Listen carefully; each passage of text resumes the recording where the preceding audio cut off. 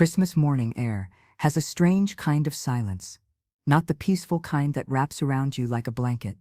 No, this one was heavier. It hung like frost on my shoulders as I stood there, one hand gripping a small, square gift wrapped in blue paper with silver stars, the other holding a tin of my famous gingerbread cookies. My arms ached, not from the weight, but from what I already knew was coming. The house looked the same, still had the fake pine wreath I gave them 3 years ago. Its edges had browned with dust and time, the red velvet bow limp now. A half-deflated blow-up Santa leaned sideways on the patchy lawn like he'd given up sometime after midnight. Plastic icicle lights clung stubbornly to the roofline, a few flickering like they weren't sure whether to go on or off. Everything about it screamed holiday, and yet everything in me screamed, turn around. But I didn't. Instead, I shifted the gift under my arm, straightened the collar of my cream snowflake sweater. Eli's favorite, he used to say I looked like a real grandma snow fairy in it, and rang the doorbell. A beat passed. Then another. I heard movement inside, the faint murmur of a cartoon on TV, and the scrape of slippered feet across the hardwood floor. Then the door opened. Sabrina. Her robe was tight at the waist, wrapped like armor. Her face was bare, puffy, eyes sharp and already irritated, like she'd been practicing this encounter in the mirror. No smile, no Merry Christmas, no fake politeness, even for "You're not welcome here," she said flatly. Like that. No hesitation, no shame, just that sentence. 5 words that could break a rib. Behind her I heard a child's voice, thin, hopeful, rising above the cartoon soundtrack. "Is that Grandma?" My heart jumped. My fingers clutched the cookie tin, a little tighter. Sabrina didn't turn. She simply shifted, one step sideways, blocking the view behind her, like a soldier closing a gate. I didn't beg. I didn't explain. I just smiled. Small, quiet, without teeth. And I said, "Good luck with the mortgage." She blinked. Just once. But it was enough. That line hit its mark. Then I turned and walked away. I didn't rush. Didn't look back.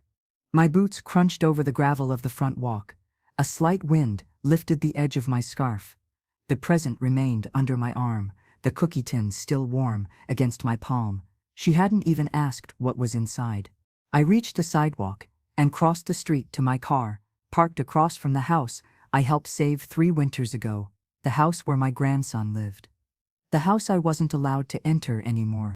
I opened the door and sat behind the wheel. My breath came shallow, not because I was sad, not anymore. That was last year. Or the year before that. No, this time. I was just tired. I set the cookies in the passenger seat, placed the wrapped gift beside them, and stared at the house. At the windows I helped put in after their drafty originals leaked so badly, the wallpaper peeled.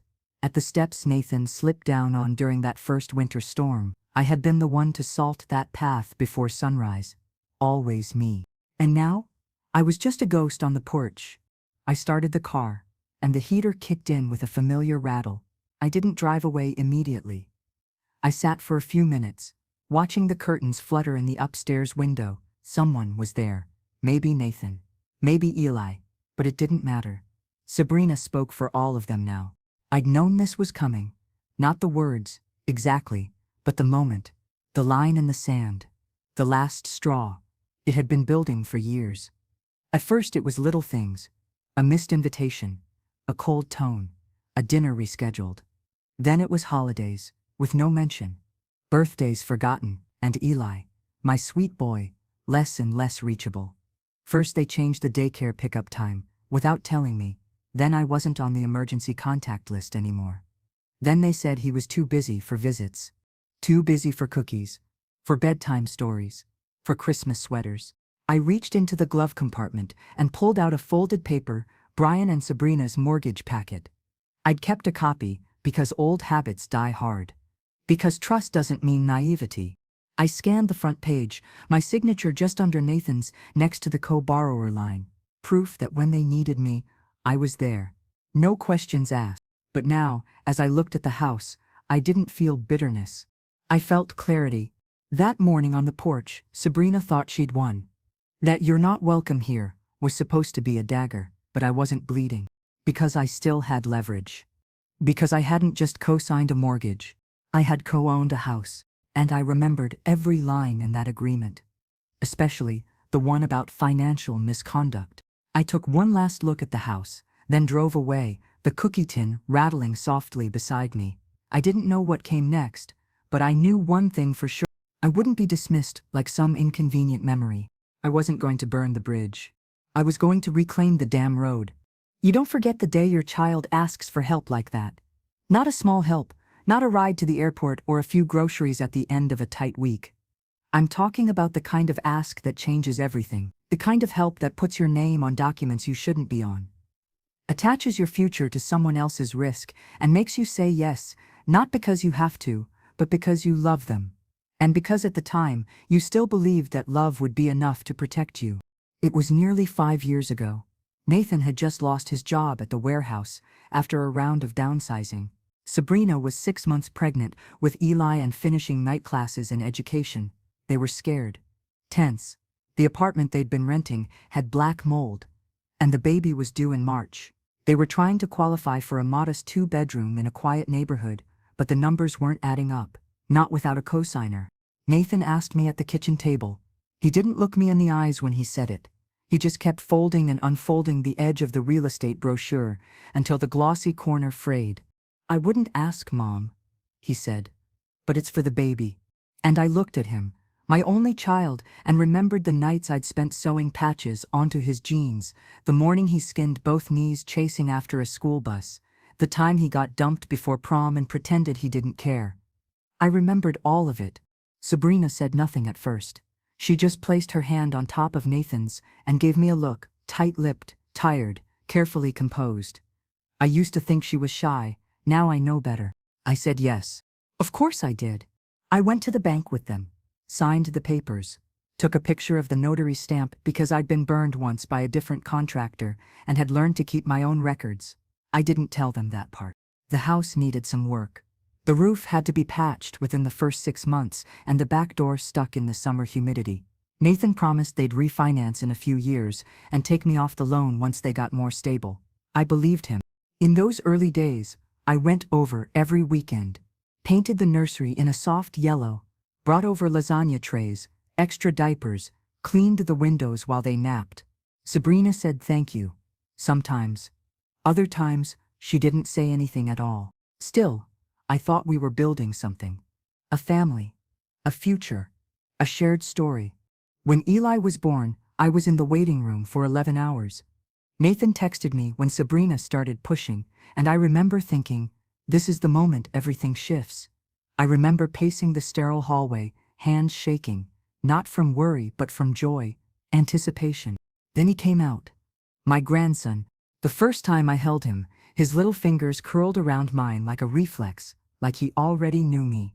That day, I felt useful, needed. I felt that feeling didn't last.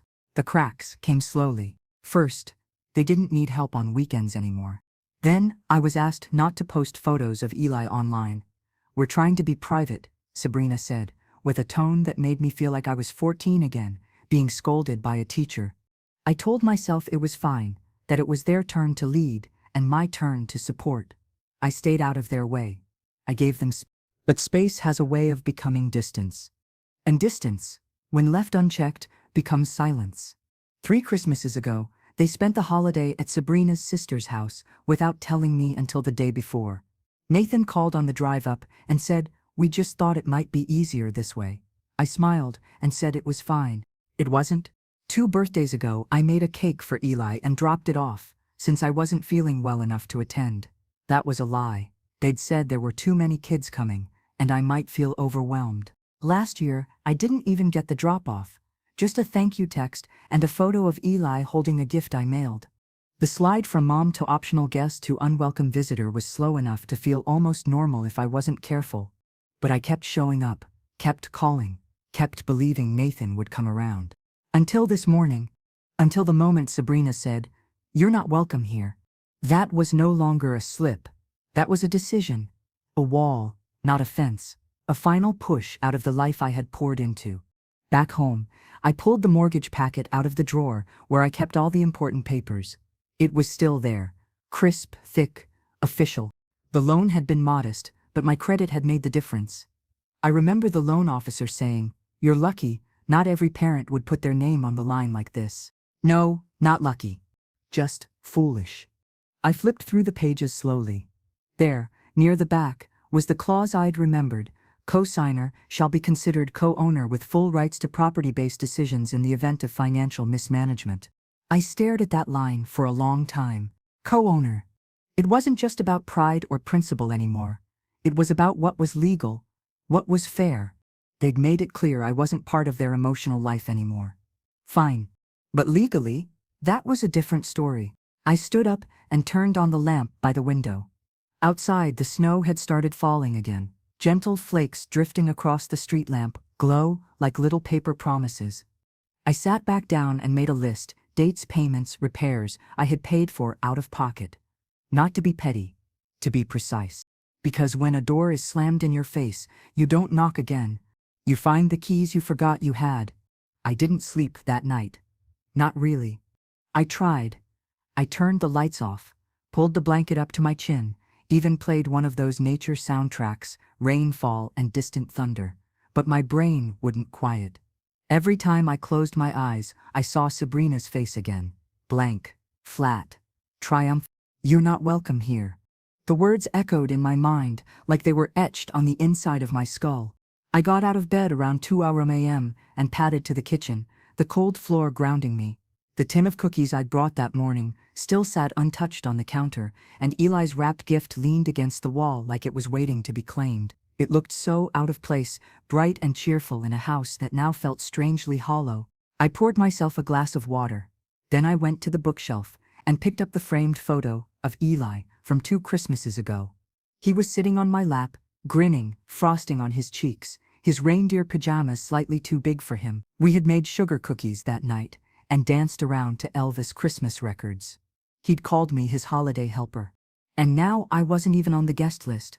I sat down on the couch and stared at the mortgage papers again. I had reread them twice already, but something still nagged at me. Something about refinancing. Nathan had mentioned it casually during a phone call last year, something about needing extra funds for renovation. I remember asking if he needed anything, and he said Amanda's taking care of it. Amanda. I went back to the drawer and pulled out the second folder, the updates file. It had insurance paperwork, a new amortization schedule they'd sent last spring, and tucked between 2 electric bills, a copy of what looked like the refinance document. I hadn't remembered seeing it before, and yet there it was. The bolded header, mortgage refinance, addendum. My name was on it. So was my signature. Except I hadn't signed it. I stared at the scrawl. It looked like my handwriting if you weren't paying attention. But the loops were wrong. The slant was inconsistent. The M in my first name was too sharp, too slanted. Mine had always curved slightly upward. Joanne, my old friend and notary, once said my signature had a smile to it. This one had no smile. It had teeth. I dropped the page on the table like it had burned me. I hadn't signed anything. Not since the original documents, and certainly not without a meeting, a notary, or at the very least a phone call. I grabbed my phone and flipped to the calendar. The refinance date? A Sunday. No bank transacts on Sundays. My stomach turned to ice. I picked up the paper again. This time more carefully, like I was holding evidence, and that's exactly what it was. Evidence of fraud, of deceit, of how far Amanda was willing to go to erase me. I texted Joanne immediately. "Can I come by tomorrow? Need your eyes on something. Mortgage related." She responded within 5 minutes. "Of course. Coffee's on. Bring everything." I sat back and stared at the ceiling for a while, the cracks in the old plaster branching like veins. I wasn't just hurt anymore. I was used. I was manipulated. And worst of all, I was erased.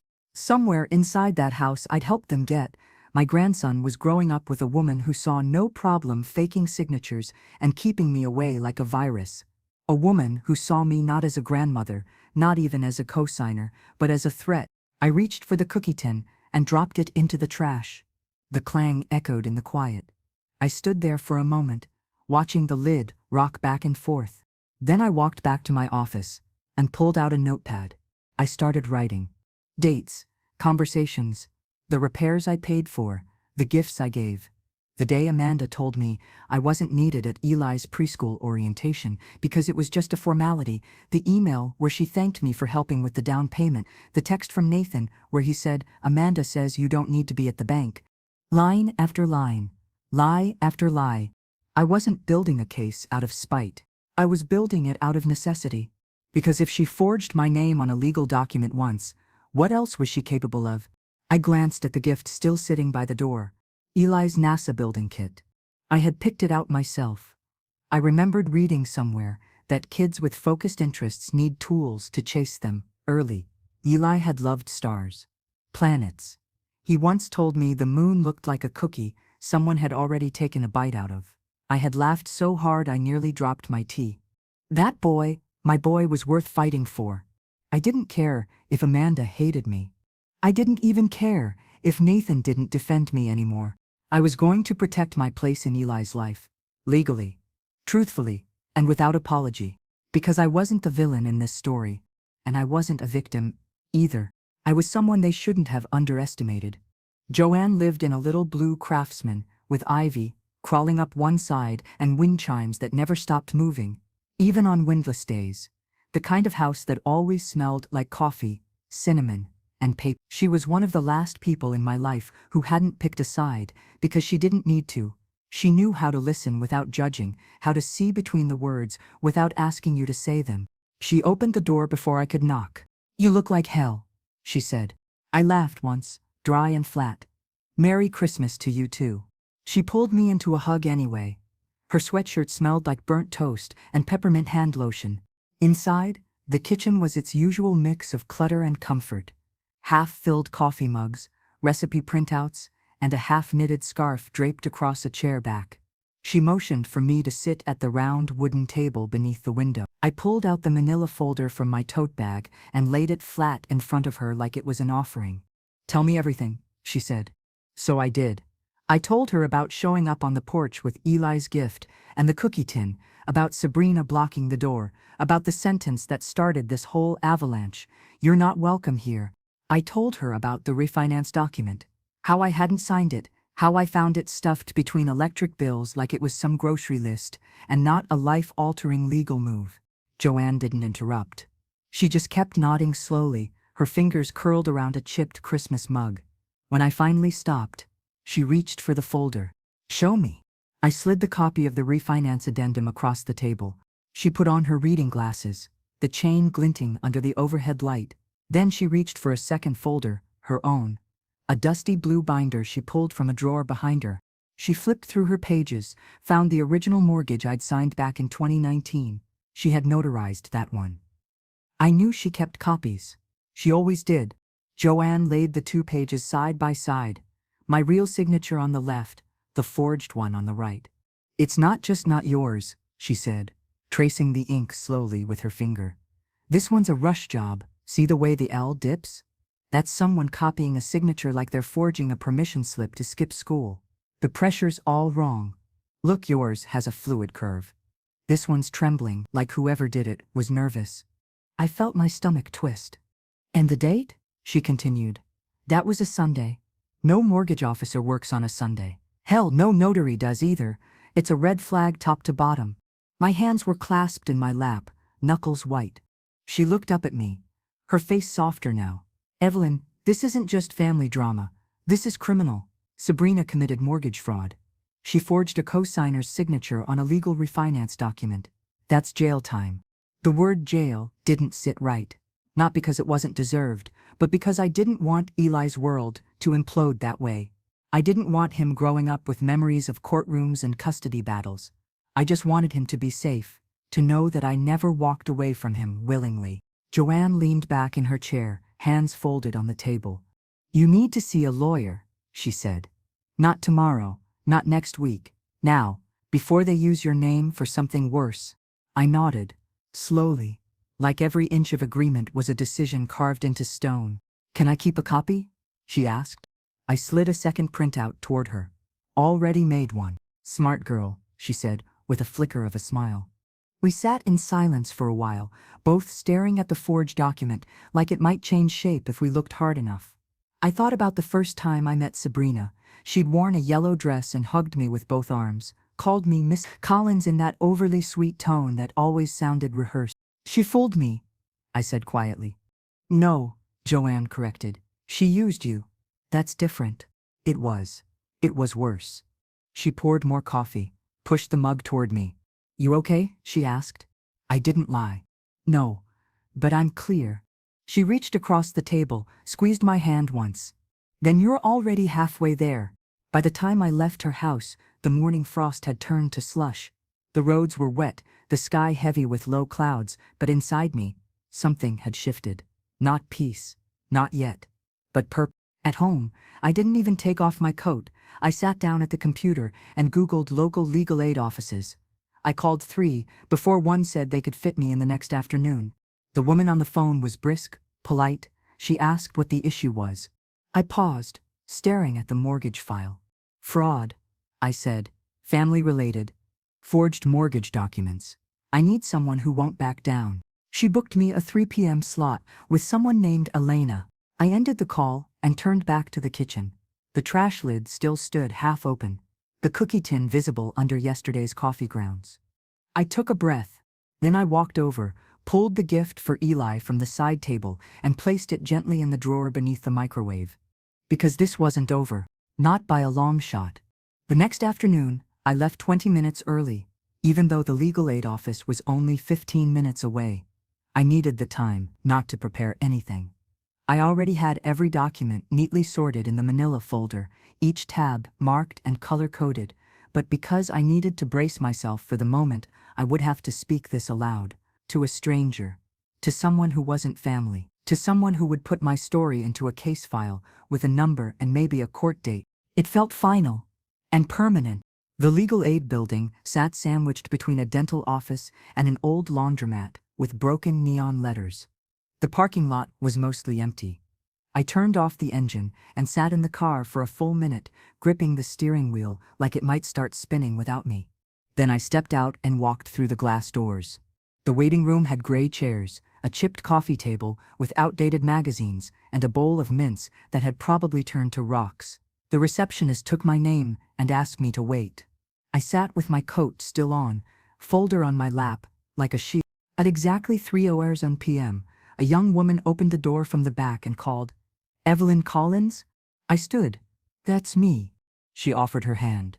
"Hi, I'm Elena. Come on back." She was younger than I expected, early 30s, sharp brown eyes, dark suit, no jewelry, the kind of person who didn't waste time trying to soften edges. Her office was small but tidy. A legal pad sat in the center of her desk, beside a mug that read, "My coffee needs coffee." She motioned for me to sit, and I did, placing the folder in front of me and sliding it across. "I'm just going to talk straight," I said, "because I'm not here for sympathy. I'm here for help." "That's exactly what I'm here for too," Elena said, opening the folder. As she flipped through the documents, first the original mortgage, then the refinance paperwork, I watched her face. She didn't blink at the signatures, didn't wince at the dates. She was calm, steady, and dangerously quiet. "This is textbook mortgage fraud," she said, finally. "You're listed as co-owner, which gives you legal rights to all decisions related to the property. Any refinance without your signature is invalid." She paused, turned the page. "Depending on what they did with the money, this could also involve theft." I nodded, my hands clasped tight in my lap. "They said it was for renovations. But there haven't been any renovations." Elena kept reading. "If you want to pursue this, we can file a civil motion to trigger a financial audit of the property. If the court finds your name was forged and funds were misused, you'd be entitled to reclaim your equity, and possibly more." "And what happens to them?" She looked at me carefully. "That depends on how far you want to go. You could press criminal charges, but if your priority is restoring ownership and recovering funds, the civil motion will start that process. Once filed, it puts the house in legal limbo. No further transactions, no selling, no new refinancing." "Could I force a sale?" "Yes. If fraud is confirmed and you no longer consent to the joint ownership, you could request a court-ordered sale of the property. Your son and daughter-in-law would be forced to either buy you out or the house would be listed on the market." I nodded slowly. "Good." She flipped back to the first page, then looked up at me. Are you sure this is what you want? Things will get ugly fast. They already are, I said. She smiled faintly. Then we'll move forward. Elena outlined the steps. First, she'd draft a motion for financial review based on co-owner dispute and alleged forgery. Then we'd submit an affidavit of claim, attaching my original notarized mortgage and the suspected forged document. If the court agreed to review it, they'd order the financial documents tied to the refinance to be turned over, including how much money was taken out and where it went. I sat there, absorbing every word like it was air after a long time underwater. Do I need to warn them? I asked. No. In fact, I recommend you don't. Let the notice hit their mailbox cold. It's the cleanest way to show the court you didn't conspire, and it keeps them from scrambling to cover their tracks. I thought about Nathan. I thought about the years I spent covering for him, forgiving him, explaining away his silences. I thought about Sabrina's voice at the door. You're not welcome here. They hadn't warned me before forging my name. I wasn't going to warn them before I fought back. Elena gathered the papers and slid them into a new folder. I'll call you in a few days, once I file. In the meantime, gather any receipts or texts that show intent where they took control of communication, made decisions without you, or implied you were aware when you weren't. I've started a log, I said, pulling out a yellow notepad. Every date, every message. Good, she said. Documentation wins cases, emotion doesn't. That stayed with me. Because I had a lot of emotion. Years of it. But none of that mattered now. What mattered were the facts. The paper trail. The truth. I stood up, shook her hand, and thanked her. As I walked back to my car, the clouds broke slightly, and a thin line of sunlight streaked across the lot. It wasn't warm, but it was enough. Enough to remind me I wasn't powerless. Not anymore. I didn't drive straight home, after meeting with Elena. I circled the block 4 times before I pulled over in a grocery store parking lot. My hands were still clutched around the steering wheel like I hadn't noticed the car had stopped. I didn't feel triumphant. Not yet. What I felt was something colder, quieter, like someone had peeled back a curtain, and now I was standing in a room that looked familiar but wasn't mine anymore. It was nearly 4 o'clock. The sun had already started to dip behind the trees. I sat there for a long time, watching the shoppers come and go. Parents wrangling toddlers, teenagers pushing carts full of soda, an elderly man buying a single bag of oranges. The world hadn't changed, but I had. I took out my phone and scrolled through my contacts until I landed on Nathan. No photo, just his name. I stared at it, thumb hovering, my heart thudding harder than I expected. After a moment, I hit call. He answered on the 4th ring, voice thick with grogginess. Hey, Mom? I didn't say hi. We need to talk. Now. He hesitated. Amanda's not home. Good. I'm not talking to her. I'm talking to you. Another pause. Okay. 5 minutes later, I pulled up in front of the house. I didn't park across the street this time. I pulled directly into the driveway, the one I helped fund, like I belonged there, because I did. Nathan came out in sweatpants and an old hoodie, rubbing his eyes like he'd just rolled off the couch. He slid into the passenger seat, without a word. We sat in silence for a moment. He smelled faintly of beer and something fried. His eyes were red, not from tears, from avoidance. I didn't waste time. Did you know about the refinance?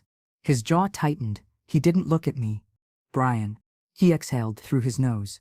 Amanda said we'd lose the house if we didn't do it. She said you'd never agree to it, that you'd make it difficult. So you let her forge my name. I didn't see it until after. I turned to face him, voice low but firm. But you didn't stop it either. I thought, he faltered. I thought maybe it wouldn't matter if we kept up with the payments, if nothing went wrong. It does matter, I snapped. It matters that you let her erase me from an agreement I entered to help you. I stuck my name on that loan because you needed someone to believe in you. I know, he whispered. I shook my head. No, you don't.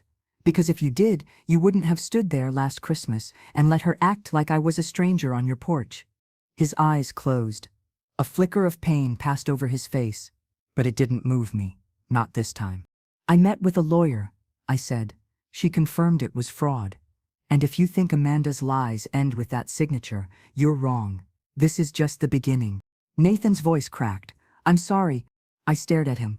Don't say that, unless you're ready to act like it. He nodded, eyes on his lap. I'll talk to her. No, I said. You'll listen. And when she panics, and she will, you won't cover for her. Not this time. He didn't answer. He opened the door and stepped out slowly, shoulders hunched like a teenager who knew he'd been caught cheating on a test. I watched him walk back inside the house. I helped them keep, wondering how many more lies lived in those walls. That night, Amanda called me. I let it go to voicemail. Then a text came through. You don't want to start a war, you can't finish. I stared at it for a long time, jaw clenched. Then I opened the voice memo app on my phone and read it out loud. December 20, 9:47 p.m. Text from Amanda Reeve. You don't want to start a war you can't finish.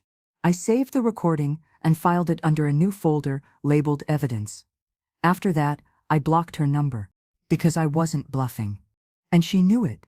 The next morning, just before sunrise, I found an envelope slid under my front door. No return address. Inside was a grainy black and white photocopy of my driver's license and a typed note on cheap paper, careful what you dig up. I didn't flinch. I stapled it to the refinance copy and scrawled across the top in red marker, threat. Amanda had officially declared war. What she didn't realize was that she'd just handed me her first documented threat, proof of intimidation, proof that whatever was coming, she had started it. 3 days passed with no word from Nathan. No call, no apology, no update. The silence didn't sting anymore.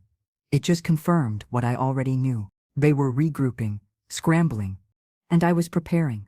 I printed my notes, backed up my emails, cross-referenced payment records, pulled old texts from Nathan where he'd written things like, Amanda says you don't need to be at the bank. She had been careful, but not perfect. And now, every little oversight she made would help bury her case. Because I wasn't just a mother anymore. I was a co-owner, and I was done being quiet. I wasn't surprised Amanda snapped first. People like her always do. The moment the illusion of control starts to crumble, they lash out, not because they're strong, but because they're desperate. She'd spent years building a world where I was a background figure. A soft voice that didn't matter. The woman who paid but never questioned. The grandmother who stayed in her lane. But that version of me was gone. And the real me scared her. After I blocked her number, she went silent for almost 2 days. I thought maybe, just maybe, she'd try to lawyer up or clean up the mess quietly. But no. She showed up at my apartment on the 4th night. I had just finished dinner, mashed potatoes and roasted carrots, nothing special, and was sitting on the couch rereading one of Eli's favorite picture books, Goodnight Constellation. I hadn't seen him in over a month, but I kept the books close. Little reminders of who I was fighting for. Then the pounding started. At first I thought it was someone's TV. Then I heard her voice, sharp, slurred, and rising. Evelyn, open the door. You think this is funny? I stood, heart immediately racing. My first thought was Eli. What if he was in the car? What if he saw her like this? I went to the door and looked through the peephole. There she was. Hair a mess. Hoodie half-zipped, pajama pants tucked into dirty Ugg boots. Her breath fogged the glass. Eyes red, not from tears, but wine, maybe vodka. She swayed once, then pounded again. You ruined everything. I didn't open the door. I picked up my phone instead, hit record on a new voice memo, and slid it into my cardigan pocket. She kept going. Brian's a mess. Ethan's confused. And you what? You think you're some kind of martyr? Still, I said nothing. You always wanted control. You never liked me. Admit it. That part was true. I didn't like her, but I tolerated her. For Nathan's sake. For Eli's sake. And she took that tolerance as weakness. After a long pause, I opened the door halfway, just enough to be heard. One word, I said calmly, and I will call the police, and you know I'll follow through. She froze. Not because she believed me, but because for the first time, she didn't recognize me. She wasn't looking at Evelyn, the passive grandmother. She was looking at someone who now had leverage, documents, and nothing left to lose. You can't do this to me, she hissed, stepping forward. I raised my phone in plain sight, still recording. You forged my name, I said. That's not a boundary, Amanda. That's a felony. She scoffed. You're bluffing. No judge will tear a child out of his home just because you're feeling dramatic. I stepped out fully now, locking eyes with her. You're not protected the way you think you are. The judge already signed off on a financial review, so before someone asks you under oath where the money went, I'd suggest you rehearse your answers. Her mouth opened and closed. Rage flickered, but fear had begun to take root. You messed with the wrong woman, I said. I spent 30 years paying bills, raising a son, holding a household together.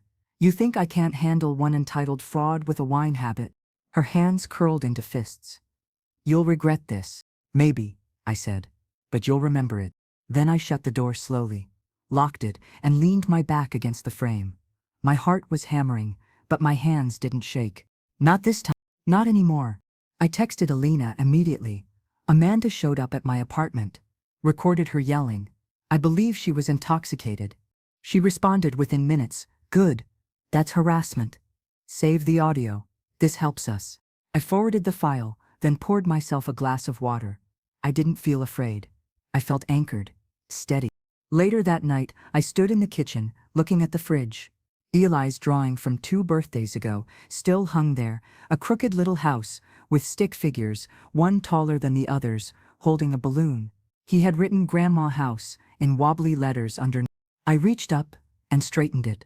Then I took out the envelope from the other night, the one slid under my door with the grainy photocopy of my ID and the message, "Careful what you dig up."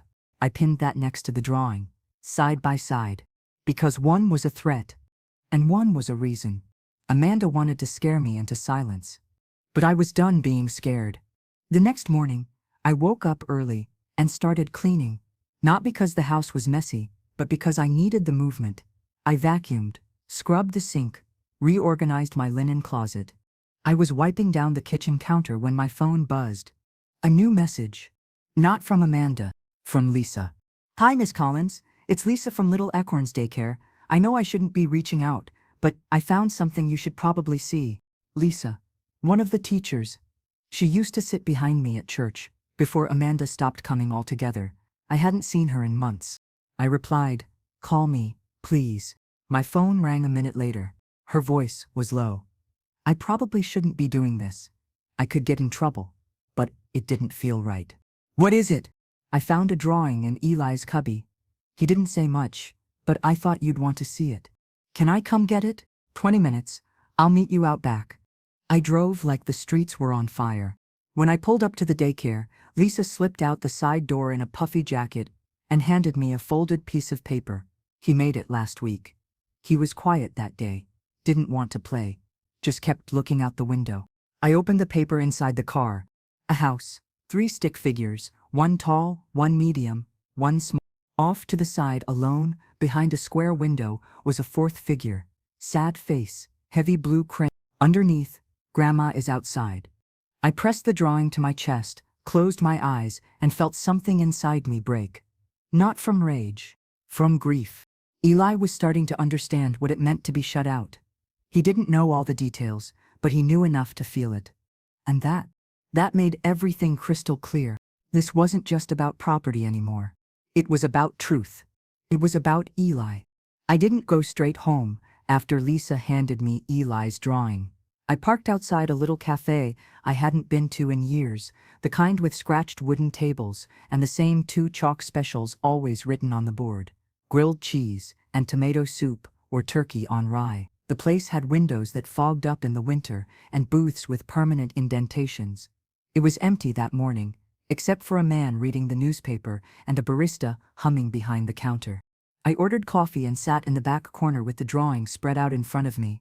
I didn't care who saw. The waitress didn't even glance at it when she dropped off the mug. I stared at the blocky letters. Grandma is outside. The window in the drawing, heavy blue lines scribbled like someone pressing hard to make sure it stuck, felt like a prison. The stick figure behind it wasn't crying, but the mouth was drawn down in a heavy curve, sad, but still watching. He remembered me. That alone cracked something in my chest. I traced the shapes with my finger, memorizing every line like it was sacred. Not because it was art, but because it was evidence. Not just of Amanda's exclusion, but of Eli's awareness. He knew, And in his tiny, innocent way, he was saying, I see you. I took a photo of the drawing and messaged it to Nathan. No text, no explanation, just the image. Then I sat there with my coffee and waited. 10 minutes passed. Then, 15. Finally, my phone buzzed. A call. Nathan. I let it ring twice before answering. Yes? I saw it, he said quietly. What did he say when he drew it? He told Lisa he missed me, I replied. That's all. He didn't explain. He didn't have to. There was silence on the other end. What did Amanda say? I asked. More silence. Nathan? She told him you were too busy now, that you didn't want to come around. I closed my eyes, fury curling inside me like a wave about to break. She told him that? I said, trying to keep my voice steady. She didn't mean. Don't, I snapped. Don't you dare defend her. I'm not, he said. I didn't know what she told him. I didn't know until now. That's your job, Nathan. You're his father, and you let her feed him that lie while you sat in silence. I'm sorry, he said again, but his voice was thinner now. Not weak, just worn down. You keep saying that? I said, but what are you doing? He didn't respond. I softened, just slightly. Nathan, I don't need you to fix Amanda. I need you to choose for your son. Do you want him growing up thinking love gets revoked when it's inconvenient? Do you want him believing that distance means disinterest, that silence means abandonment? His voice cracked then. No. Then show up, I said, because He was quiet for a few beats, and I heard the unmistakable shift, the one that happens when denial finally gives way to regret. I'll come by, he said. Alone. Tomorrow. I ended the call without saying goodbye, not out of cruelty, but because this wasn't a conversation anymore. It was a reckoning. Though, the next day, just after 1 p.m, Nathan knocked on my door. He looked worn, not in the way of someone who hadn't slept, but like someone who had finally stopped pretending everything was fine. He held a plastic grocery bag with a box of store-brand muffins in it, like a peace offering. I opened the door, nodded once, and motioned to the couch. He sat on one end. I sat on the other. Between us, the folder already waited on the coffee table. I didn't offer tea. I didn't offer comfort. We're past the apology stage, I said. He nodded. I know. You can listen. Or you can leave. But I'm not wasting another word on a woman who forged my name and told my grandson I didn't want to see him. He looked down at his hands, same hands I used to kiss goodnight when he was a boy. Now they shook slightly. I went to a lawyer, I said. She confirmed Amanda committed fraud. The refinance is invalid, and because of that, I have every right to force a sale of the house. He flinched. Hard. She said it was for a kitchen remodel, he mumbled. Then where's the remodel? I snapped. I've seen that house, Nathan. The same chipped counters, the same sticky cupboard doors. She lied. Again. And this time, I'm not eating the cost. I reached into the folder and pulled out 2 copies of the refinance, mine, notarized from years ago, and the forged one. Look at the signatures, look at the date. Sunday. No notary. He rubbed his face.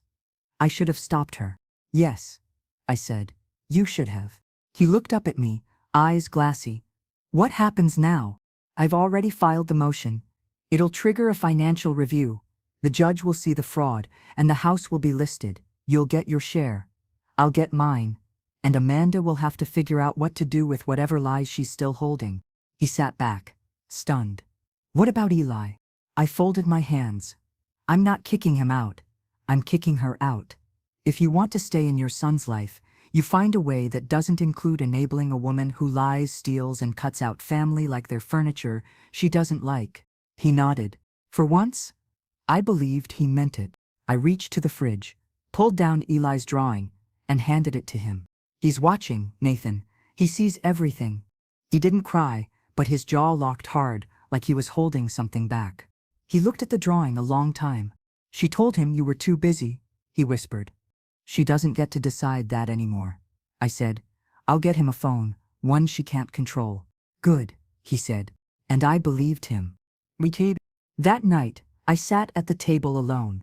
The kitchen was quiet, but the fridge glowed like a chapel. I had retaped Eli's drawing next to the original from 2 years ago. I poured myself a cup of tea, hands steady now. Because this wasn't over. But for the first time in years, I wasn't fighting alone.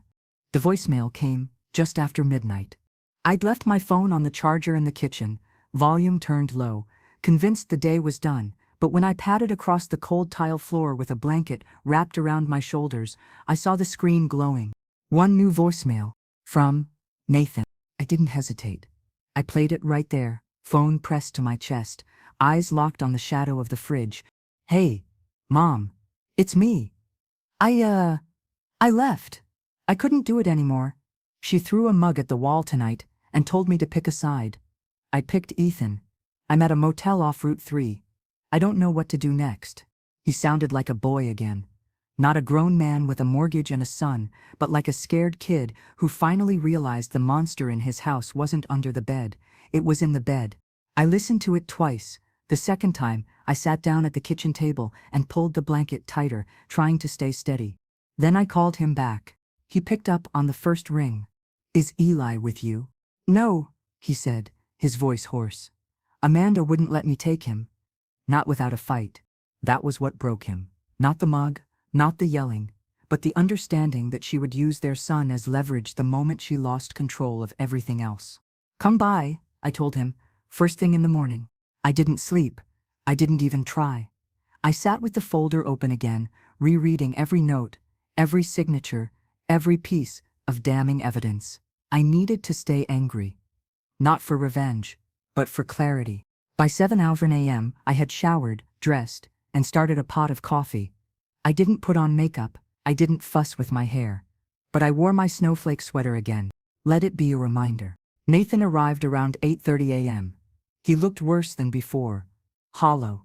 His eyes were ringed in purple shadows, like the skin beneath them had thinned overnight. He wore the same hoodie from 2 days ago, jeans that sagged, and carried a plastic bag with what looked like toiletries and clothes for one night.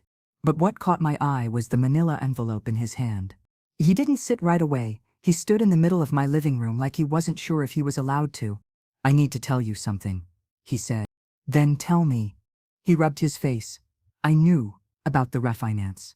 Before it happened. My stomach dropped, but I said nothing. I let him keep going. Amanda came to me with it. She said she'd found a workaround, that we needed the money, and you'd never agree. When I pushed back, she threatened to leave. Said she'd take Ethan, disappear to her sister's place in Utah. He swallowed hard. I froze. I thought if I let her handle it, it would be easier, cleaner. No confrontation. I didn't sign anything, but I didn't stop her either. And I should. I didn't interrupt. My arms were crossed, but my face gave nothing away. What changed? I asked quietly. He nodded toward the fridge. The drawing. He made another one at the motel. It's just a stick figure with a suitcase. He said it was Daddy leaving the madhouse. My throat tightened, but I didn't show it. I walked over, took the manila envelope from his hand. Inside were documents, typed statements, receipts, printouts from online banking. One by one, I spread them across the coffee table.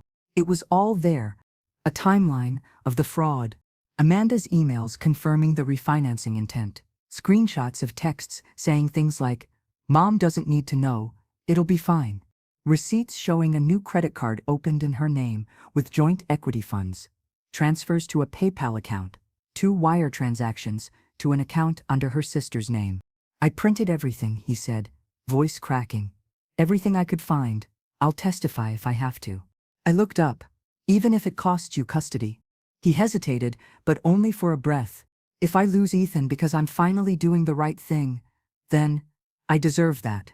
But I hope the court sees the difference between a mistake and a pattern.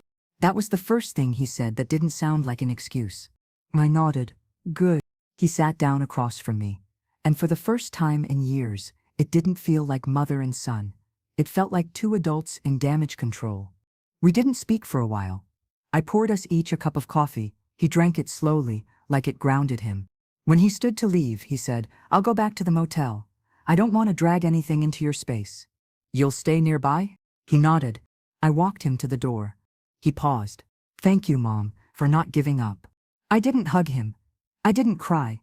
I just said, start showing up. That's all I ever wanted. When he left, I turned back to the living room, eyes landing on the 2 drawings taped to the fridge. Eli outside the house. Eli with a suitcase. I couldn't reach him yet, but I could make sure he'd never have to wonder where I was again. That night, I mailed him a package. A children's book about astronauts. Simple, colorful. Inside the cover, I wrote, "No matter how far you go, I'll always be watching the sky with you. Love, Grandma." I tucked in a small phone, preloaded with one contact me, instructions in 5-year-old terms, a secret line, a safety rope, a lifeline she couldn't cut. And as I turned out the lights, I whispered into the dark, "I'm still here, baby. I always will be." The voicemail came just after midnight. I'd left my phone on the charger in the kitchen, volume turned low, convinced the day was done. But when I padded across the cold tile floor with a blanket wrapped around my shoulders, I saw the screen glowing. One new voicemail. From Nathan. I didn't hesitate. I played it right there, phone pressed to my chest, eyes locked on the shadow of the fridge. "Hey, Mom. It's me. I left. I couldn't do it anymore. She threw a mug at the wall tonight and told me to pick a side. I picked Ethan. I'm at a motel off Route 3. I don't know what to do next." He sounded like a boy again. Not a grown man with a mortgage and a son, but like a scared kid who finally realized the monster in his house wasn't under the bed, it was in the bed.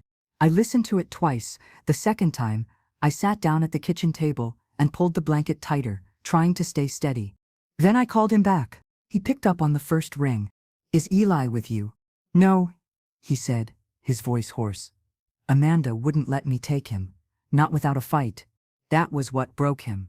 Not the mug, not the yelling, but the understanding that she would use their son as leverage the moment she lost control of everything else. "Come by," I told him. "First thing in the morning." I didn't sleep. I didn't even try.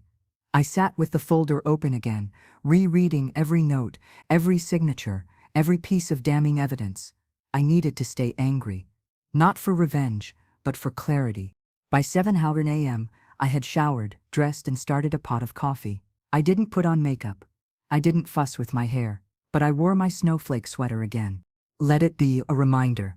Nathan arrived around 8:30 a.m. He looked worse than before, hollow. His eyes were ringed in purple shadows, like the skin beneath them had thinned overnight. He wore the same hoodie from 2 days ago, jeans that sagged, and carried a plastic bag with what looked like toiletries and clothes for one night.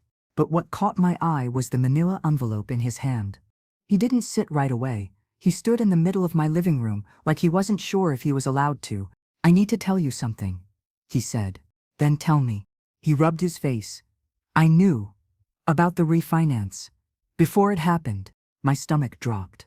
But I said nothing. I let him keep going. Amanda came to me with it. She said she'd found a workaround, that we needed the money, and you'd never agree. When I pushed back, she threatened to leave. Said she'd take Ethan, disappear to her sister's place in Utah." He swallowed hard. I froze. I thought, if I let her handle it, it would be easier, cleaner. No confrontation. I didn't sign anything, but I didn't stop her either, and I should have. I didn't interrupt. My arms were crossed, but my face gave nothing away. "What changed?" I asked quietly. He nodded toward the fridge. "The drawing. He made another one at the motel. It's just a stick figure with a suitcase. He said it was Daddy leaving the madhouse." My throat tightened, but I didn't show it. I walked over, took the manila envelope from his hand. Inside were documents, typed statements, receipts, printouts from online banking. One by one, I spread them across the coffee table. It was all there, a timeline of the fraud. Amanda's emails confirming the refinancing intent. Screenshots of texts saying things like, "Mom doesn't need to know, it'll be fine." Receipts showing a new credit card opened in her name, with joint equity funds, transfers to a PayPal account, 2 wire transactions to an account under her sister's name. "I printed everything," he said, voice cracking. "Everything I could find. I'll testify if I have to." I looked up. "Even if it costs you custody." He hesitated, but only for a breath. "If I lose Ethan because I'm finally doing the right thing, then I deserve that. But I hope the court sees the difference between a mistake and a pattern. That was the first thing he said that didn't sound like an excuse. I nodded. Good. He sat down across from me, and for the first time in years, it didn't feel like mother and son, it felt like two adults in damage control. We didn't speak for a while. I poured us each a cup of coffee. He drank it slowly, like it grounded him. When he stood to leave, he said, "I'll go back to the motel. I don't want to drag anything into your space. You'll stay nearby?" He nodded. I walked him to the door. He paused. "Thank you, Mom, for not giving up." I didn't hug him. I didn't cry. I just said, "Start showing up. That's all I ever wanted." When he left, I turned back to the living room, eyes landing on the two drawings taped to the fridge. Eli outside the house. Eli with a suitcase. I couldn't reach him yet, but I could make sure he'd never have to wonder where I was again. That night, I mailed him a package. A children's book about astronauts. Simple, colorful. Inside the cover, I wrote, "No matter how far you go, I'll always be watching the sky with you. Love, Grandma." I tucked in a small phone, preloaded with one contact me. Instructions in 5-year-old terms. A secret line. A safety rope. A lifeline she couldn't cut.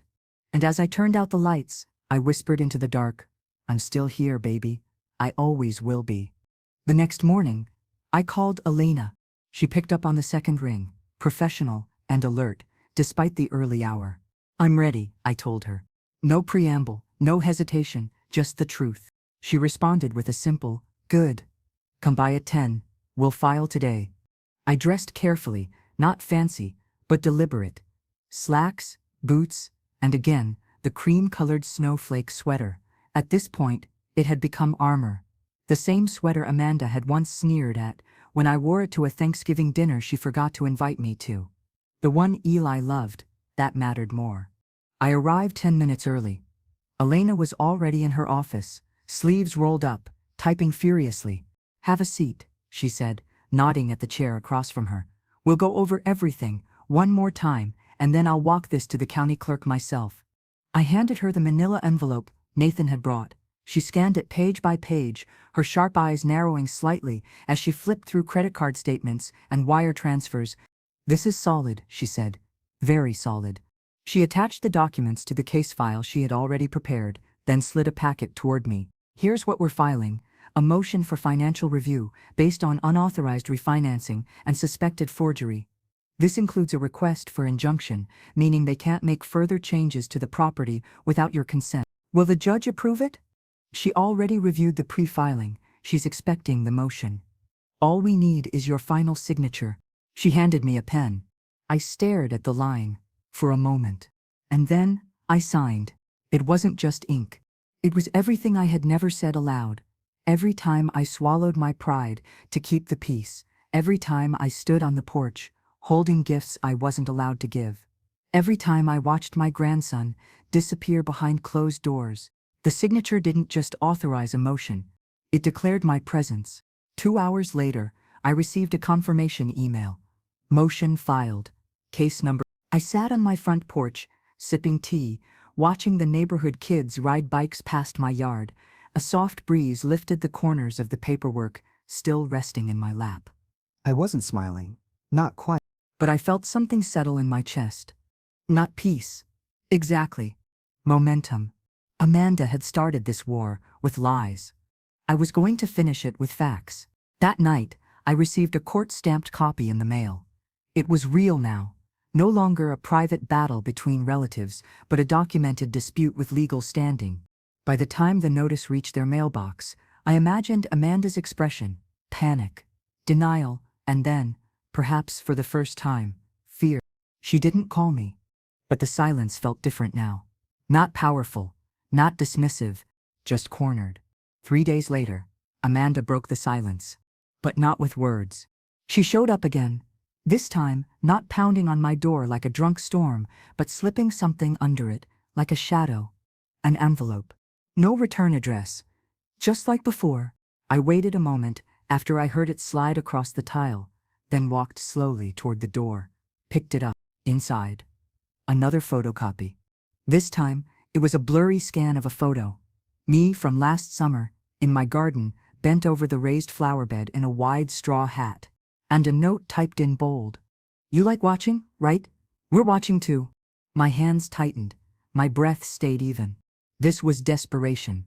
Threats in disguise, fear wearing arrogance like a mask that no longer fit.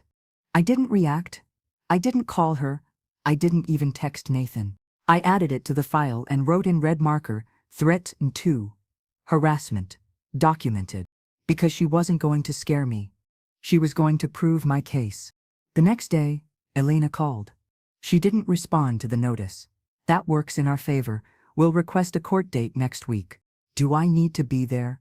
"Yes," she said, "but not to speak, just to stand behind what's already been submitted." I nodded, even though she couldn't see me. "I'll be there." I hung up and looked around my kitchen. Every counter was clean.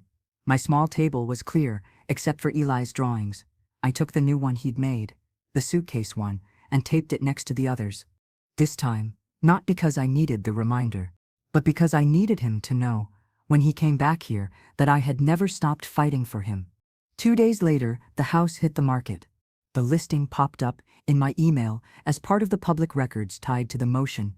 Charming suburban fixer-upper, motivated sellers, ideal for first-time buyers. I stared at the photos. The dusty kitchen I once helped scrub. The crooked bathroom tile I paid to have fixed after Nathan fell on it during a flu spell. The porch where I stood with cookies Eli would never eat. It looked staged, empty, a house without a home.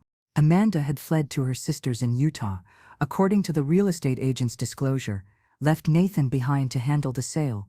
No explanation. But I didn't need one. She was running. And now, there was nowhere left to run. That evening, I sat at the kitchen table and reread every page of the motion. Every paragraph was a reclaiming. Every footnote, a boundary redrawn. I wasn't angry. I wasn't satisfied, but I was no longer helpless. And that counted for more than I could put into words. It was the 4th night after the listing went public, when Amanda finally came unhinged. Not a text, not a voicemail. No. She showed up. Again. This time I saw her coming through the peephole, before she even raised her hand to knock. Hair in a messy bun, hoodie stretched and sagging, pajama pants wrinkled and stained. She looked like someone who hadn't slept in days. Her breath formed clouds in the cold air, and her footsteps on the walkway were uneven. Drunk again. Or close enough. She pounded on the door before I even reached it.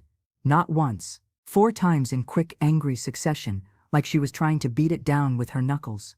I didn't open it. She screamed through the wood, her voice ragged and high-pitched, cracking at the edges. "You ruined everything!" I stayed still, hand on my phone, already recording. "Brian's a mess, Ethan's confused. You think you're some kind of saint, but you're just a bitter old woman who couldn't stand not being in control." Her words weren't calculated anymore. They were flung like glass bottles, hoping one might land with enough force to cut. "You never liked me. Admit it." That part I didn't need to refute. She paused, and I could hear her breath coming fast, panicked. "You had no right," she finally hissed, low and trembling. "No right to file, no right to go behind our backs. We were a family. You just couldn't stand not being at the center." I opened the door. Not wide, just enough. She stumbled back a step in surprise. I didn't raise my voice. "You forged my name," I said. She tried to speak, but I held up my phone.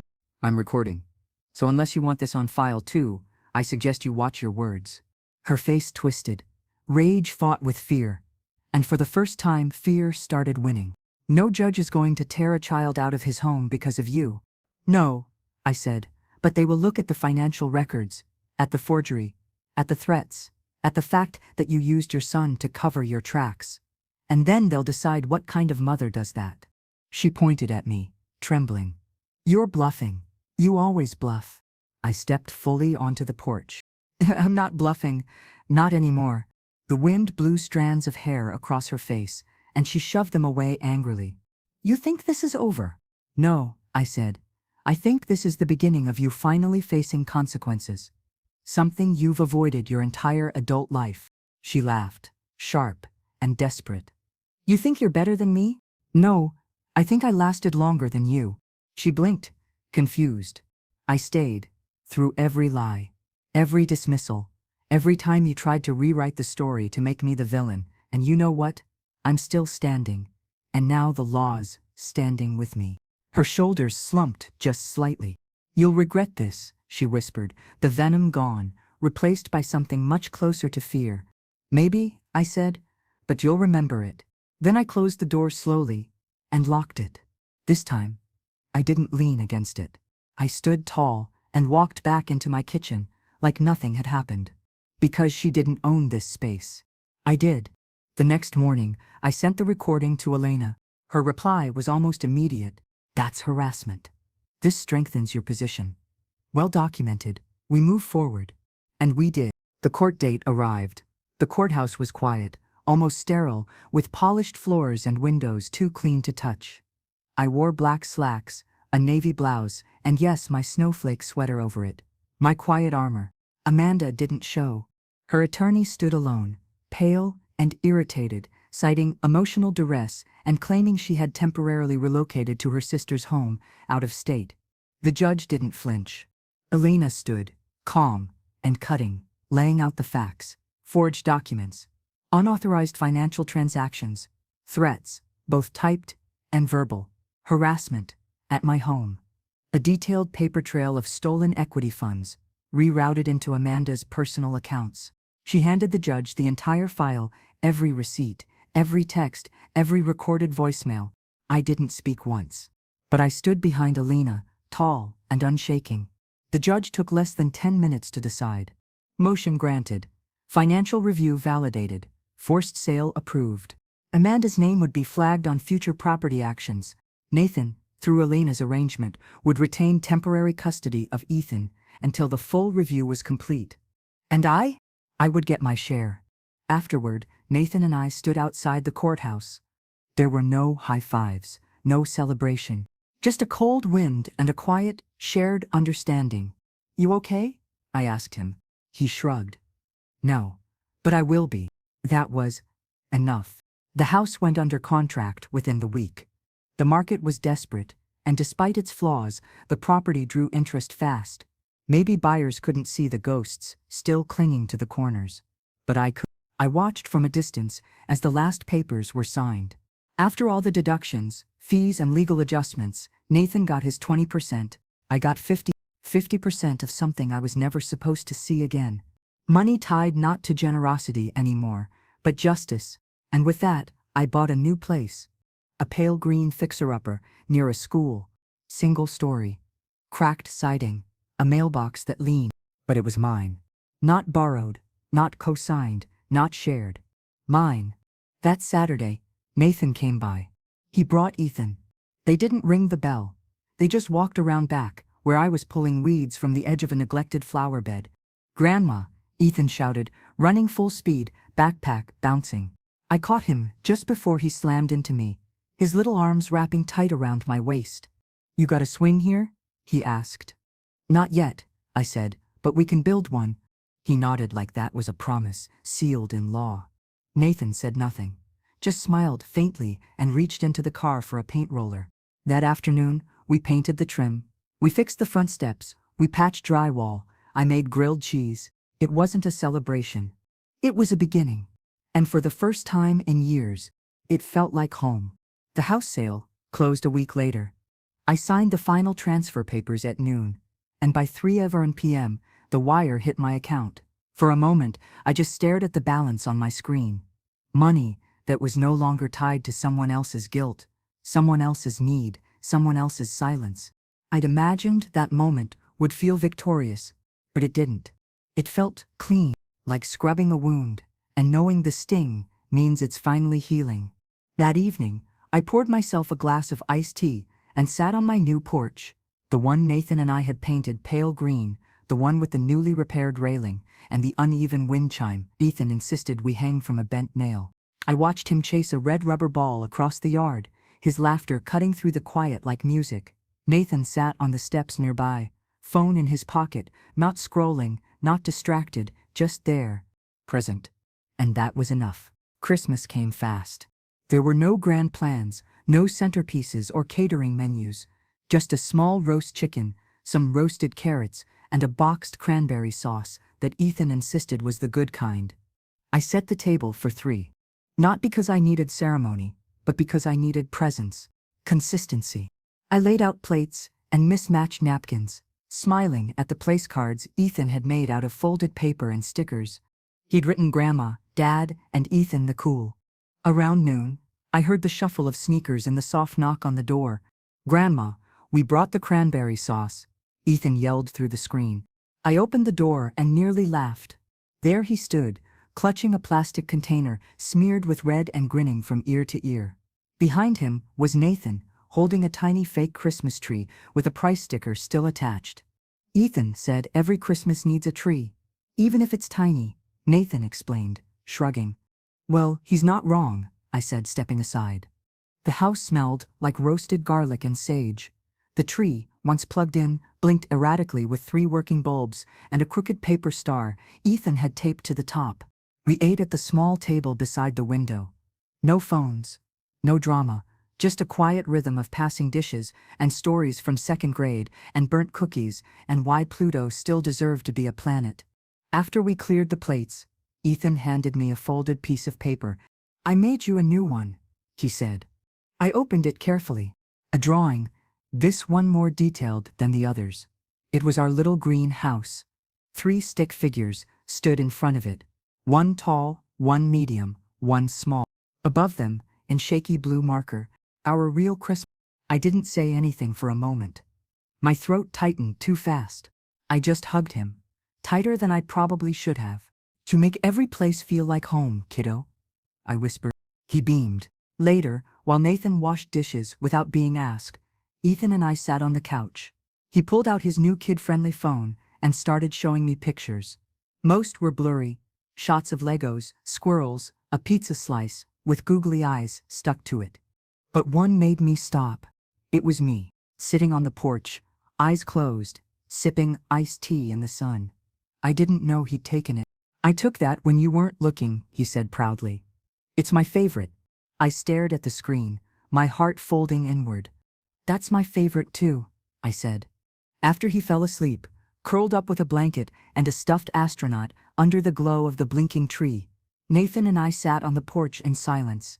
He held his phone loosely in one hand, face unreadable. "Amanda sent me something," he said after a while. "A voicemail. She wants to talk." I didn't speak. He looked at me. "You think I should?"